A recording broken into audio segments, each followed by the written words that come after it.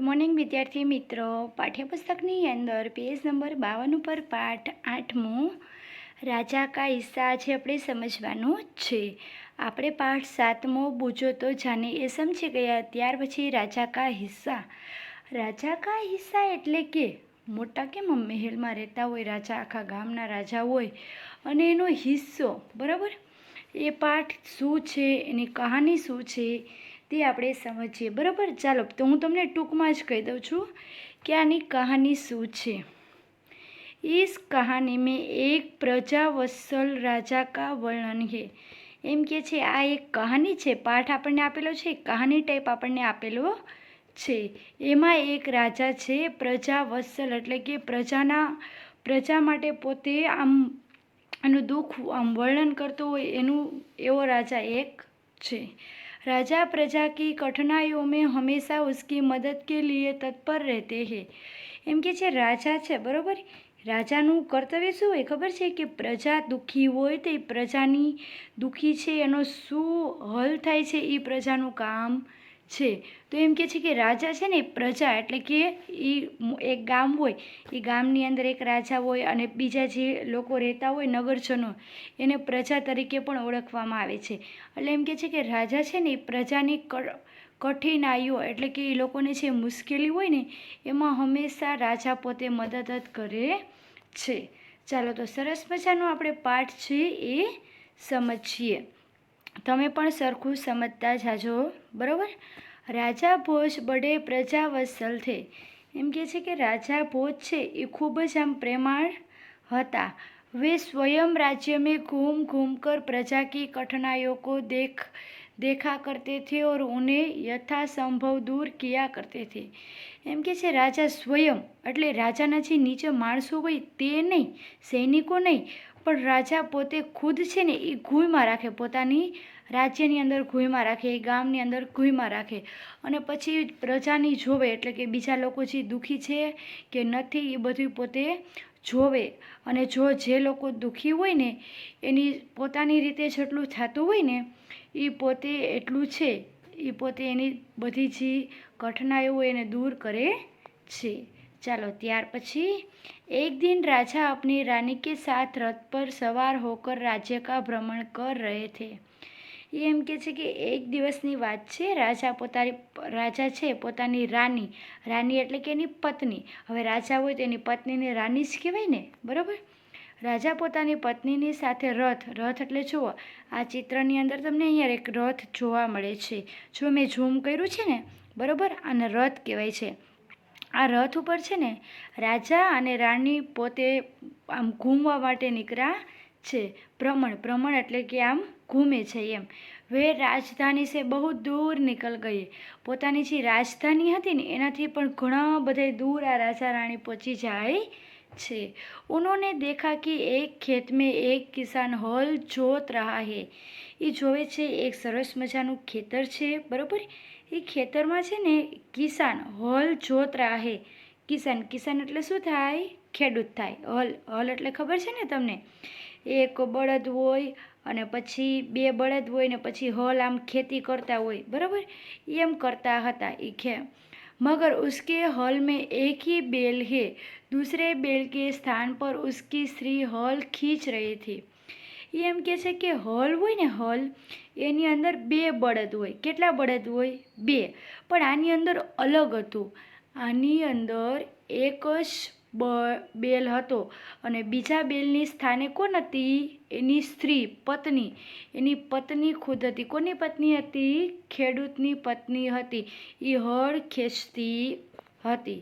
જો આ ચિત્ર તમે જોઈ શકો છો, આ હલ છે, હલ પોતે એક બેલ છે અને બીજા બેલની જગ્યાએ કોણ છે?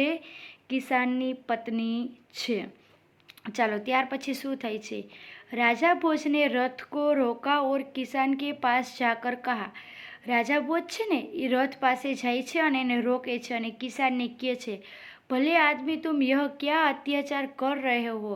એ કે ભલા માણસ કે આ શું અત્યાચાર કરે છે? એની પત્નીને હલ ખેંચાવી તો અત્યાચાર જ કહેવાય ને। ભલા કઈ સ્ત્રી કો ભી હલ મેં જોતા જાતા હે। એ કે કોઈ કે પોતાની સ્ત્રીને એ કે આમાં હલમાં એ કે રાખે એ કે જો આ ચિત્ર તમને સરસ મજાનું દેખાય છે ને? ચાલો ત્યાર પછી આપણે આગળ જોઈએ. મેરા એક બેલ મર ગયા હે. હવે કિસાન શું કહે છે? કે મારો જે એક બેલ છે ને કે એ મરી ગયો છે. दूसरा बेल खरीदने के लिए मेरे पास धन नहीं है.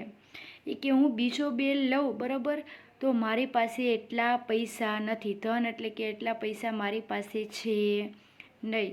अगर खेत न छूता तो मैं खाऊंगा क्या, कहकर किसान पुनः अपने कार्य में लग गया. શું કહે છે કિસાન? એ કે જો હું ખેતી નહીં કરું તો બરાબર હું ખાઈશ શું?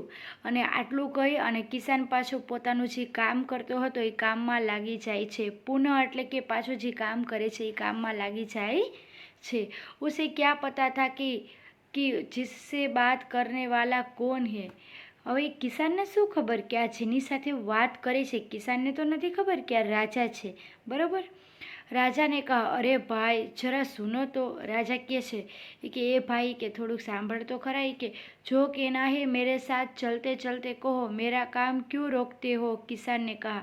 કિસાન કહે છે તમારે જે કહેવું હોય મારી સાથે ચાલતા ચાલતા કરો, ચાલતા ચાલતા કયો, મારું કામ તમે શું કામ રોકો છો. આ કોણ બોલ્યું? કિસાન બોલે છે. કિસાને શું કીધું હતું કે મારી સાથે તમે ચાલતા ચાલતા કયો, મારું કામ શું કામ તમે રોકો છો, આટલું કિસાન કહે છે. ત્યાર પછી રાજા કહે છે રાજા ભોજ ઉસકે સાથ સાથ ચલને લગે. પછી રાજા ભોજ છે ને એની સાથે કિસાનની સાથે ચાલતા ચાલતા કહે છે अपने काम के प्रति किसान की लगन देखकर राजा भोज बहुत प्रभावित हुए. એટલે રાજા જોવે છે કે આ ખેડૂત છે એ પોતાના કામ પ્રત્યે આમ કેટલો એમ છે કે ઉત્સાહ છે કે મારે આ કામ રોકવું ન જોઈએ.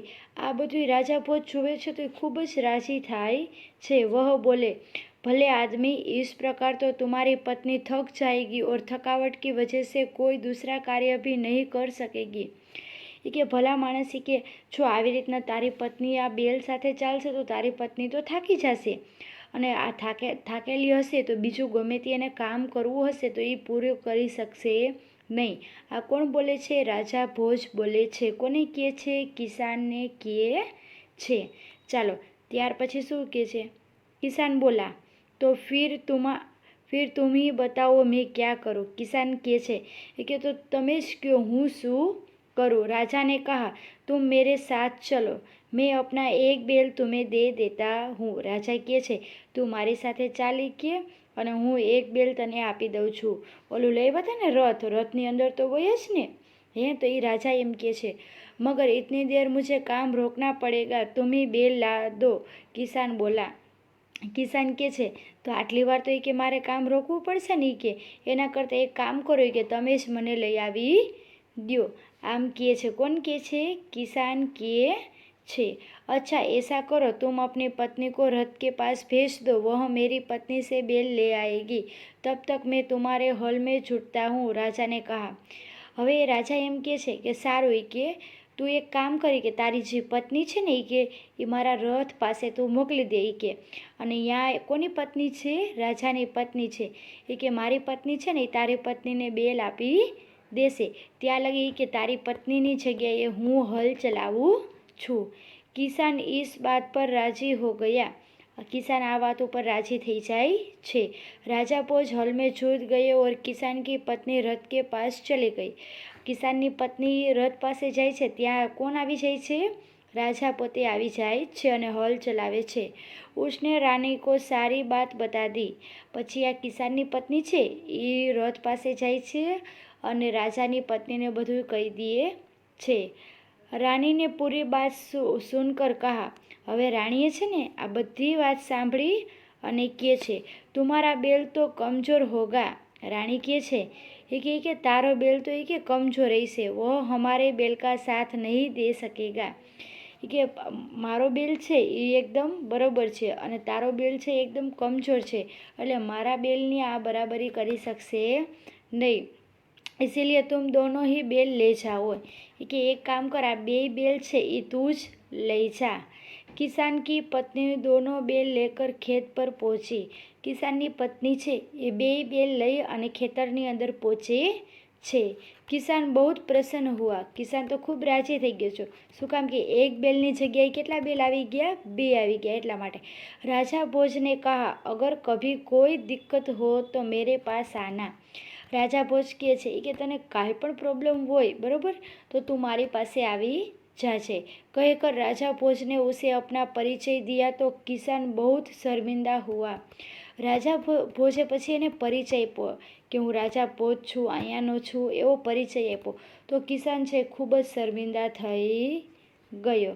ચાલો ત્યાર પછી જો આ કિસાન છે એ બિચારો કામ કરે છે। ચાલો ત્યાર પછી આપણે આગળ જોઈએ। ચાલો શું કર્યું પછી રાજાએ પોતાનો આખો પરિચય આપ્યો કિસાનને અને કિસાન તો ખૂબ જ શર્મિંદા થઈ ગયો। ત્યાર પછી આપણે જોઈએ उसने राजा से बार बार क्षमा मांगी। કિસાન શું કરે છે? રાજા પાસે વારંવાર માફી માંગે છે। રાજા પ્રસન્ન હોકર વાપસ ચલે ગયે। રાજા છે એ તો ખૂબ જ રાજી થઈ અને પોતે પાછા જાય છે। उस बार उस किसान के खेत में बहुत अच्छी फसल हुए। એ વર્ષ છે ને આ જે કિસાન હતો ને એના ખેતરમાં ખૂબ જ સરસ મજાનો પાક થાય છે। उसके आश्चर्य का ठिकाना न रहा। એના આશ્ચર્યનો આમ ઠેકાનો જ ન રહ્યો એમ। जब उसने देखा कि खेत के जितने हिस्से को राजा भोज ने जोता था उसमें मोती उगे थे, बाकी के हिस्से में उम्दा किस्म के गेहूँ उगे थे। એ એમ કે છે કે જે ખેતરની અંદર જે રાજા છે એ પોતે એની કિસાનની પત્નીની જગ્યાએ જે પોતે હલ ચલાવ્યું હતું ને એ હિસ્સામાં હીરા ઉગ્યા હતા, સોનાના હીરા ઉગ્યા હતા અને બીજા બધાયમાં શું ઉગ્યું હતું? સરસ મજાના ઘઉં ઉગ્યા હતા। કિસાન બહુ પ્રસન્ન હુઆ। કિસાન તો ખૂબ જ રાજી થઈ જાય છે। किसान ने सारे मोती इकट्ठे किए और राजा भोज के पास जा पहुंचा। કિસાને બધાય મોતી છે એ ભેગા કરી લીધા અને રાજા ભોજ પાસે જાય છે। उसने सारे मोती राजा भोज के चरणों में रख दिए और राजा को सारा किस्सा कह सुनाया। હવે આ શું કરે છે? બધાય મોતી છે રાજા ભોજના ચરણો એટલે કે પગમાં મૂકી દે છે અને કીધું કે મારા ખેતરની અંદર આ ઉગ્યું છે એમ કહે છે। જો આ દ્રશ્ય આપણે જોઈ શકીએ છીએ કે કિસાન અને કિસાનની પત્ની બંને આવેલા છે। એના હાથની અંદર આપણે જોઈ શકીએ છીએ કે મોટા થારાળાની અંદર મોતી છે અને રાજા પોતે કંઈક ઇશારો કરીને કહે છે। ચાલો આપણે આગળ જોઈએ કે શું કહે છે આની અંદર। राजा ने कहा ये मोती तुम्हारे खेत में उगे हैं। રાજા કહે છે કે આ મોતી છે એ તો તારા ખેતરની અંદર ઉગેલા છે, इन पर तुम्हारा हक है। એ કે આ હક તારો છે એ કે તારા ખેતરની અંદર ઉગેલા છે। इन्हें तुम ही अपने अधिकार में रखो। એ કે આ તારા જ છે, તું અને અધિકાર માનીને તું રાખ। નહીં મહારાજ, यह आपके परिश्रम का प्रताप है। એ કે ના મહારાજ કે આ તો તે તમે પરિશ્રમ કરી એટલે કે તમે જે પસીનો બહાવ્યો આ તમારો પ્રતાપ છે કે इसीलिए मैं इन्हें नहीं ले जाऊंगा। એ કે ના મહારાજ કે હું આને લઈ જઈશ નહીં। मेरी प्रार्थना है कि आप इन्हें राजकोष में जमा कर ले। કે મારી પ્રાર્થના છે એ કે તમે છે ને આ રાજકોષ એટલે કે જ્યાં આ તમારે રાખવા હોય ત્યાં જમા કરી લ્યો।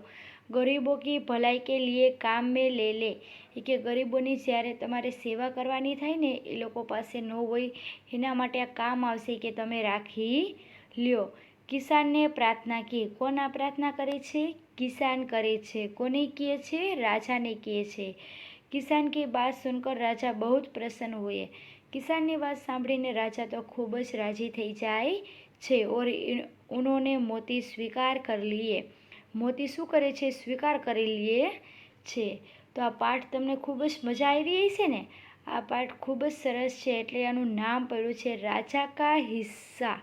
આ પાઠ છે કહાની તરીકે ઉપયોગી છે। તમે આ કહાની તમારા મમ્મી પપ્પા ભાઈ બહેન ફ્રેન્ડને સંભળાવી શકો છો। ત્યાર પછી આ જે શબ્દાર્થ છે તે આપણે જોઈએ। શબ્દાર્થની અંદર સરખું સમજજો। પ્રજાવત્સલ એટલે કે પ્રજા પ્રેમી। સ્વયં એટલે કે ખુદ। યથાસંભવ એટલે કે જો સંભવ હે। ભ્રમણ એટલે કે ઘૂમના। અત્યાચાર એટલે કે જુલ્મ। પછી પુનઃ એટલે કે ફિર સે દોબારા એમ। થકાવટ એટલે કે થકના. કમજોર એટલે કે નિર્બળ અથવા તો અશક્ત. દિક્કત એટલે કે બાધા, પરેશાની. ઉમ્દા કિસ્સમ એટલે કે ઉત્તમ પ્રકાર. ચાલો આજનો હોમવર્ક પેજ નંબર 55 ઉપર આપણે અભ્યાસની અંદર જોઈએ. તો પ્રશ્ન પહેલો, નિમ્નલિખિત સંવાદ કિસને કિસકો કહા ક્યું. હવે એમ કે છે કોને કીધું અને શું કામ કીધું, બરાબર. ભલે આદમી तुम यह क्या अत्याचार कर रहे हो, भला कई स्त्री को भी हॉल में જોતા જાતા હે. હવે આ કોણે કીધું અને શું કામ કીધું, બરાબર. આ 5 છે. પ્રશ્ન પહેલો છે ને એ તમારે આ 5 એકવાર સારા અક્ષરે લખવાનું છે. Thank you.